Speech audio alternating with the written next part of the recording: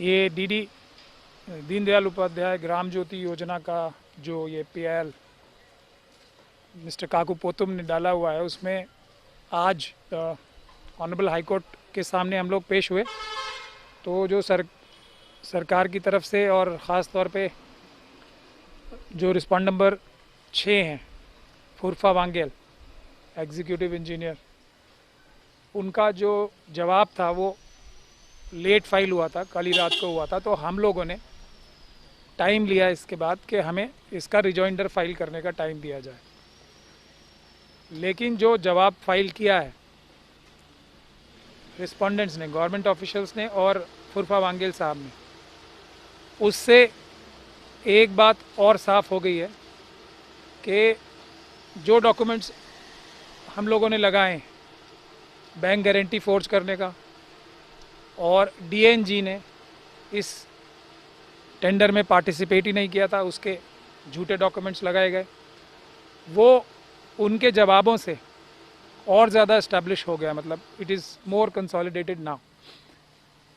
तो mister फुरफा वांगेल has clearly stated कि if there is a mistake, if there is an illegality या कोई crime है या डॉक्यूमेंट्स चेक करने थे, तो वो उनका रिस्पॉन्सिबिलिटी नहीं था, बल्कि उनके हायर ऑफिशियल्स का था। और जो सारी चीज़ें पास हुई हैं वो चीफ मिनिस्टर लेवल और चीफ सेक्रेटरी लेवल तक हुई हैं।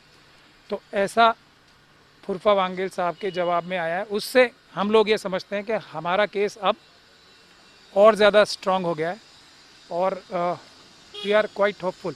अगली डेट पे जो सबसे ज़्यादा मजबूत केस, जो सबसे ज़्यादा हार पपौन कर रहे हैं या अपना मजबूत पक्ष बताने के लिए बहस की जा रही है सरकार की तरफ से और दूसरे रिस्पोंडेंट्स की तरफ से, वो ये है कि पीआईएल में फ़ाइल करने में कुछ कमियां हैं। जो परफॉर्मा है पीआईएल का, वो हाई कोर्ट रूल्स के हिसाब से नहीं है। मेरिट्स के ऊपर एक तरह से देखा जाए तो रिस्पोंडेंट्स जो हैं वो अपनी गलती मान ही रहे हैं कि हाँ, हमने जो प्रोसीजर था वो फॉलो नहीं किया, जो डॉक्यूमेंटेशन थी वो पूरी नहीं थी, इस सब को वो कंसीड कर रहे हैं। कुछ और भी चीज़ें इनके रिस्पोंडेंट्स के जवाब से सामने आई हैं जो कि क्लियरली इस बात को दिखाते हैं कि इस रिस्पांस में भी शायद डॉक्यूमेंट्स फोर्ज करके ही लगाए गए हैं। ऐसे कुछ डॉक्यूमेंट्स भी जो अब फाइल हुए हैं वो भी प्रथम दृष्टया यानी कि पहली नज़र में देखने से वो फोर्ज्ड ही लग रहे हैं। तो ऐसे भी कुछ डॉक्यूमेंट रिस्पांस में, उनके जवाब में जो सरकार की तरफ से आए हैं उसमें से नज़र आए हैं।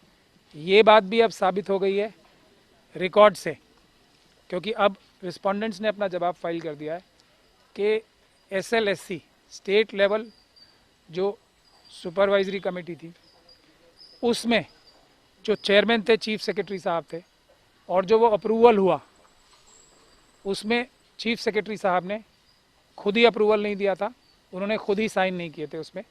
एक और इंटरेस्टिंग बात जो अब उन्होंने खुद एक तरह से इस्टेब्लिश करा दी है रिस्पोंडेंट्स ने, वो ये है कि 15 अक्टूबर 2019 को एसएलएससी की मीटिंग हुई थी और उसमें अप्रूवल दिया था आरईसी को, जो रूरल इलेक्ट्रिसिटी कॉरपोरेशन है लिमिटेड, जो भारत सरकार का उपक्रम है पावर मिनिस्ट्री के अंडर। उसको जो एसएलएससी की रिपोर्ट दी गई थी वो 15 अक्टूबर को दे दी गई थी, और उसके जो डिटेल रीज़न थे वो नवंबर 28-29 को डिटेल रीजंस दिए गए हैं, मतलब 45 दिन बाद करीब। उससे भी इंटरेस्टिंग बात यह है कि जो डिपार्टमेंट की जो इंक्वायरी थी, जो डिपार्टमेंट की जो कमेटी बैठी थी, उसने 22 नवंबर 2019 को वो गठित ही हुई थी। यानी कि एसएलएससी ने अप्रूवल 15 अक्टूबर को ही दे दिया, लेकिन जो डिपार्टमेंटल इंक्वायरी जो कमेटी बैठी थी अप्रूव करने के लिए डीपीआर को, वो कॉन्स्टिट्यूट ही हुई थी 22 नवंबर को, यानी कि करीब 40 दिन बाद। तो अभी कमेटी ने बैठ के फैसला भी नहीं किया है और एसएलएससी ने अपने चेयरमैन के सिग्नेचर के बगैर अप्रूवर भेज दिया था सेंट्रल गवर्नमेंट को आरईसी में। ये भी एक बात अब रिस्पोंडेंट्स के डॉक्यूमेंट से हमें क्लियरली साफ तौर पे नज़र आ गई है। तो मैं ये समझता हूँ कि आज हमारा केस जो है बहुत ज़्यादा मजबूत हो गया है उनके डॉक्यूमेंट्स के ऊपर रिलाई करने के बाद, जो सरकार ने और रिस्पॉन्डेंट नंबर 6 यानी कि फुरपा वांगेल साहब ने जो फाइल किए हैं, हमारा केस और ज़्यादा मजबूत हो गया और इस बात से और ज़्यादा हमें क्लियरिटी आती है कि सरकार के पास जो मेन उनका हमारे खिलाफ या उनका मेन जो स्ट्रॉन्गेस्ट पॉइंट है वो ये है कि हमने जो हाई कोर्ट रूल्स हैं उसके हिसाब से फाइल नहीं की है। रूल्स के फॉलो करने में थोड़ी बहुत कमियां आ गई हैं, तो इसके बुनियाद पर, इसके बेसिस पे वो इतना बड़ा जो हमने इसमें इशू उठाया है SPL में, उसको कोई जवाब नहीं देना चाहते। सिर्फ इसको रफा दफा करने के लिए एक ऐसा रीज़न लेना चाहते हैं कि प्रोसीजर फॉलो नहीं किया हमने, मतलब कोई कागजात फाइल करने में थोड़ी सी कमी कर दी है, वो भी उनका, हालांकि वो भी गलत है, टोटली गलत उनका स्टैंड है, वो हम अगली बार कोर्ट को दिखा देंगे। तो अभी भी जो सरकारी वकीलों ने आर्ग्यू किया वो यही किया कि पहले आप इस चीज़ को डिसाइड कीजिए कि PIL जो ठीक से फाइल की है या नहीं है। इस बात पे सरकार अभी तक कोई बात नहीं कर रही है कोर्ट में कि ये सारे एलिगेशन सही हैं या झूठ हैं। ये एक बहुत महत्वपूर्ण बात है। सिर्फ वो फॉर्मेट पे ध्यान दे रहे हैं, लेकिन वो फॉर्मेट भी एकदम पूरी तरीके से, we have followed all the rules and we have followed all the procedures which are mandatory for filing PIL। 9 अगस्त का नेक्स्ट डेट दिया है, उससे पहले 5 तारीख को हमें अपना रिजॉइंडर फाइल करना है, अपना जवाब फाइल करना है। तो ये अब आज कोर्ट में प्रोसीडिंग हुई है, Arunachal high court, Guwahati high court की अरुणाचल बेंच। नहीं, देखिए हमें जैसा लगता है अब सरकार के अब जो रिस्पांस भी आ गए हैं, ये बहुत ही मुश्किल केस है डिफेंड करने के लिए, क्योंकि एक तरह से ये ओपन शट केस है। हमारा कहना तो ये रहेगा कि अब जो डॉक्यूमेंट फाइल हुए हैं वो भी फोर्ज्ड हैं, कई डॉक्यूमेंट्स उसमें से, वो तैयार करने में, यानी कि झूठे डॉक्यूमेंट तैयार करने में थोड़ा टाइम तो लगता ही। तो इसमें मैं नहीं समझता कि ज़्यादा उनको दोष देना चाहिए, क्योंकि वो एक डिफ़िकल्ट टास्क कर रहे हैं टू डिफेंड द इम्पॉसिबल, तो उसमें थोड़ा टाइम तो लगता ही। देखिए पहले तो हमने ये नहीं कहा था कि काम बिल्कुल नहीं हुआ है, ये एक गलत स्टेटमेंट है जो मेरे ख्याल से एक कॉन्स्पिरेसी के तहत अगेन दोबारा इशू को डाइवर्ट करने के लिए की जा रही है कि 100% पूरा काम नहीं हुआ, ऐसा हम कह रहे हैं। और 142 करोड़ के 142 करोड़ जो है वो मिसअप्रोप्रिएट हो गए, ऐसा हम कह रहे हैं। हम क्या कह रहे हैं इस PIL में, काकू पोटुम साहब क्या कह रहे हैं, और जो PIL है वो ये है कि 142 करोड़ का जो ये स्कैम है, एक तरह से स्कैम होने का मतलब 142 करोड़ का ये नहीं होता कि पूरा 142 करोड़ खा लिया गया। क्या ये स्कैम नहीं होगा कि पूरा पैसा खर्च नहीं किया गया और वो उसका बचा हुआ पैसा मिसअप्रोप्रिएट कर लिया? तो ये 142 करोड़ का स्कैम है, ये मैं क्लैरिटी से बताना चाहता हूँ आपको। हमारा मेन जो बेसिस है कि जो procedure laid down in law है, जो कानून के तहत जो प्रोसीजर लेड डाउन किया गया है जिससे करप्शन ना हो, ऐसा प्रोसीजर बना हुआ है। सेंट्रल गवर्नमेंट के भी रूल्स हैं और स्टेट गवर्नमेंट के भी रूल्स हैं, और जो भी कानून है वो इसलिए बनाया गया है कि पैसे चुराए ना जा सके, पैसे मिसअप्रोप्रिएट ना कहा जा सके। पहला हमारा केस ये है कि वो सारा प्रोसीजर जो है फॉलो नहीं किया गया। उसका ऑब्वियस कंक्लूजन ये है कि जब प्रोसीजर फॉलो नहीं करते अधिकारी, तो उसका मतलब यही होता है कि वो जो गाइडलाइंस है करप्शन रोकने की, जो गाइडलाइंस हैं, जो सेफगार्ड्स हैं करप्शन को और पैसा चुराने को रोकने के लिए, वो फॉलो नहीं करते। तो क्यों नहीं करेंगे?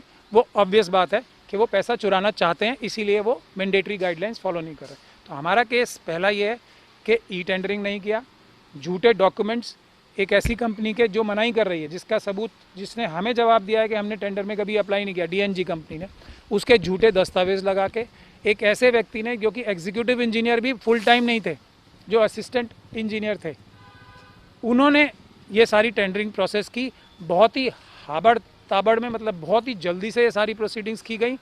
और आज के जो उनका जवाब है वो ये आया है कि REC ने ओरली हमें टेलीफोन पे बताया था कि जल्दी करो आप, ये 26 जो दिसंबर है उससे पहले ये टेंडर डॉक्यूमेंट जो है, ये टेंडर जो है पब्लिश हो जाना चाहिए। आज पहली बार बताया कि फ़ोन पे बातचीत चल रही थी REC से, ये इसमें अब इनके डॉक्यूमेंट से हमें साफ़ हुआ है। तो इस तरह की हड़बड़ी में जो काम हुआ वो गलत था। फिर इसके अंदर जो बैंक गारंटीज़ हैं वो फोर्ज थी, उसका भी जवाब जो वांगेल साहब है, फुरपा वांगेल साहब, वो ये दे रहे हैं कि ये जो बात है ये मेरी जिम्मेदारी नहीं बनती ये चेक करने की, ये तो सीनियर लोगों की जिम्मेदारी बनती है कि वो असलियत फोर्स्ड बीजीज थी। तो हमारा केस ये था कि ये सारे प्रोसीजर्स ना फॉलो करके एक 17 तारीख को इतने सारे सिग्नेचर्स करके एक साथ ये जो किया गया और चीफ मिनिस्टर लेवल से हाईएस्ट लेवल से इन सब की क्लियरेंस दी गई है। आज वो रिस्पोंडेंट्स के जवाब से क्लियर हो गई है बात कि हाँ, वो खुद भी ये कह रहे हैं कि हम लोगों की कोई गलती नहीं है। हाईएस्ट लेवल से कॉम्पिटेंट अथॉरिटी यानी कि चीफ मिनिस्टर साहब ने इसको क्लियर किया, इसलिए सब कुछ ठीक है। ये उनका मेन ग्राउंड है। यहाँ तक मान लिया गया है सरकार के रिस्पॉन्स में कि हमारे को बहुत जल्दी थी, खुद ही मान लिया, जो हमारा मेन ग्रीवेंस था कि बहुत जल्दी थी इसलिए हमने प्रोसीजर फॉलो नहीं किए, वो इम्पॉर्टेंट नहीं है। इम्पॉर्टेंट ये है कि काम हमने पूरा कर दिया है। तो वही बात दोबारा घूम के आ गई, ये मैटर ऑफ इन्वेस्टिगेशन होता है। हमने जो काकूपोतुम साहब ने ग्राउंड पे जाके जो सर्वे किया उससे भी ये क्रिस्टल क्लियर हो रहा है कि इसमें काम नहीं हुआ है आज तक भी पूरा, जबकि ऑन एफिडेविट वो ये बोल चुके हैं कि 100% काम पूरा हो चुका है। लेकिन अब सबूत के तौर पे जो गए हैं, ये आप उनसे भी पूछ सकते हैं काकूपोतुम साहब से, पर मुझे जो उन्होंने बताया है कि काम ज़मीन पे आज तक पूरा नहीं हुआ है। और काम पूरा होने का मतलब बहुत सारी चीज़ें होती हैं। क्या उस स्टैंडर्ड का इक्विपमेंट लगा है? जो लोग एलिजिबल नहीं थे उनको काम देने का क्या पर्पस, क्या लॉजिक हो सकता है? ये अरुणाचल की और हमारे देश की जनता अपने आप समझ सकती है कि एक आदमी एलिजिबल नहीं है, उसको टेंडर दिया जाता है तो किस पर्पस से दिया जाएगा? एक आदमी के बगैर पूछे उसके डॉक्यूमेंट्स लगाए जाते हैं तो वो किस पर्पस से लगाए जाएंगे? ये तो, पर फैक्ट्स इसके, डिटेल्ड फैक्ट्स के, कितना पैसा चुराया गया है, कहाँ कहाँ चुराया गया, कहाँ कहाँ काम नहीं हुआ है, ये इन्वेस्टिगेशन का पार्ट होता है। हम लोग आज ये नहीं कह रहे हैं कि जो लोग इन्वॉल्व हैं उनको आज ही जेल भेज दिया जाए, सज़ा कर दी जाए।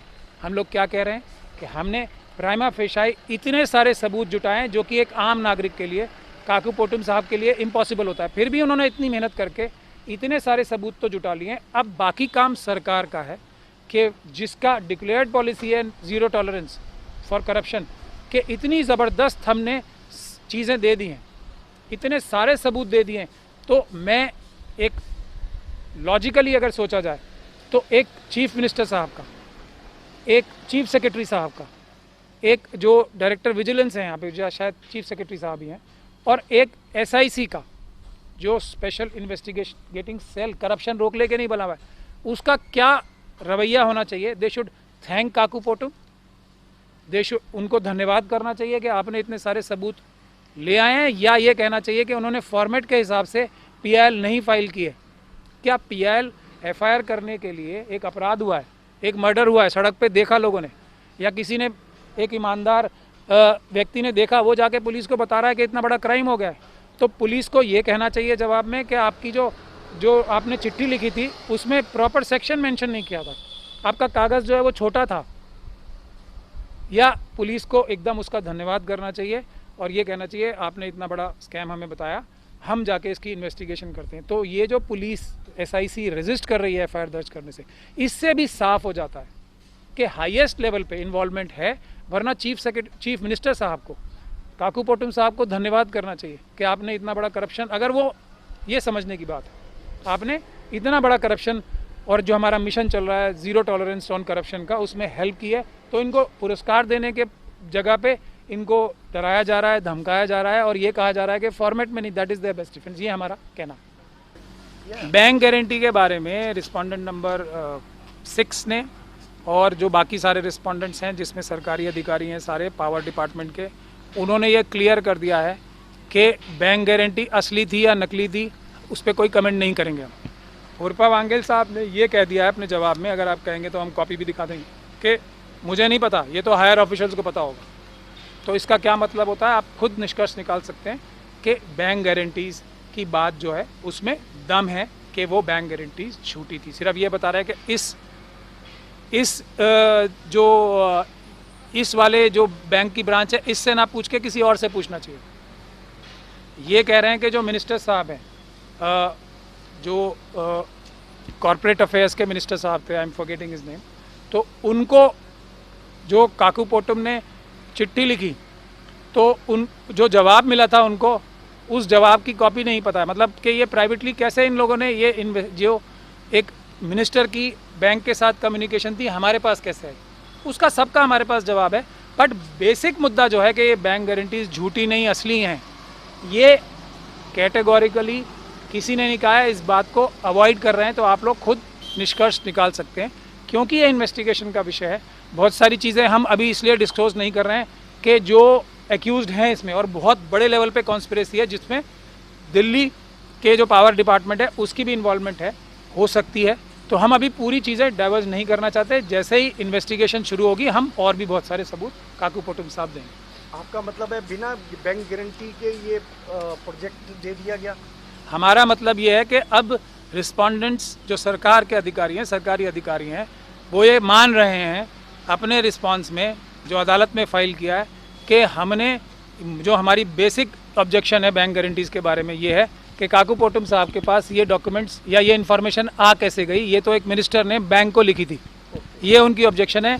कैटेगोरिकली वो नहीं मना कर रहे हैं कि ये बैंक गारंटीज़ जो थी ये असली थी, ये है बेसिक बात। अब बाकी सारा विषय इन्वेस्टिगेशन का है। आप लोग खुद दर्शक अरुणाचल के बहुत ही इंटेलिजेंट हैं, बहुत समझदार हैं। नॉर्थ ईस्ट के जो हमारे रहने वाले लोग हैं वो बहुत ही जागरूक समझदार लोग हैं, और पूरे देश के लोग भी हमारे बहुत जागरूक समझदार हैं।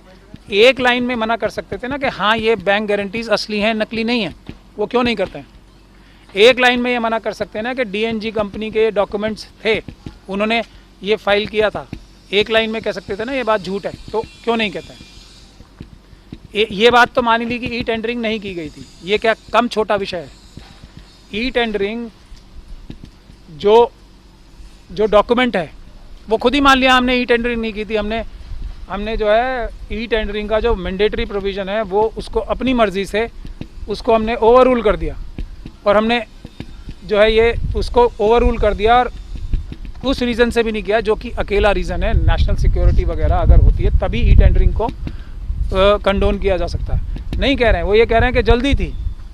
REC जो सेंट्रल पावर मिनिस्ट्री की है, उनका फ़ोन आया था कि आप जल्दी इसका टेंडर का डॉक्यूमेंट जो है पब्लिश कर दो, ये रीज़न थे। फ़ोन वर्बल ऑर्डर का मतलब आप समझते हैं सब, रिटर्न में ऑर्डर ना हो, वर्बल ऑर्डर का मतलब आप समझते हैं। और अब एफिडेविट में पहली बार बताया जा रहा है कि फ़ोन पे ऑर्डर मिला था, उससे पहले जो डॉक्यूमेंट्स है उसमें नहीं बताया गया था, कहीं फाइल में नहीं लिखा है कि ओरल ऑर्डर मिले थे, हमें फ़ोन पे मिले थे, आज पहली बार बताया।